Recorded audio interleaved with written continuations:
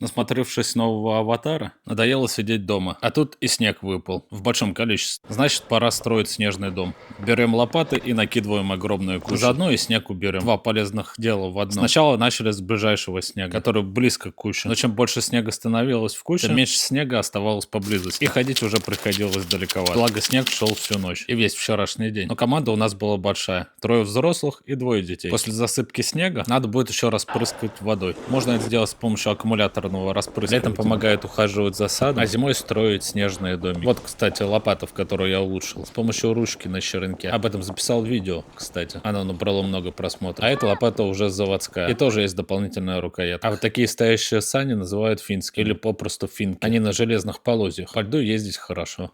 Правда, вот мы заменили досочки, потому что старые сгнили. И вот вырыли домик, и вот покажу, что внутри. Круто, правда ли? Здесь очень прикольно. Вниз уложили гидроизоляционный материал. Это надувная ватрушка. Неплохой домик, но требует расширения. Нужно сделать гостиную, кухню, туалет и спальню с ванной.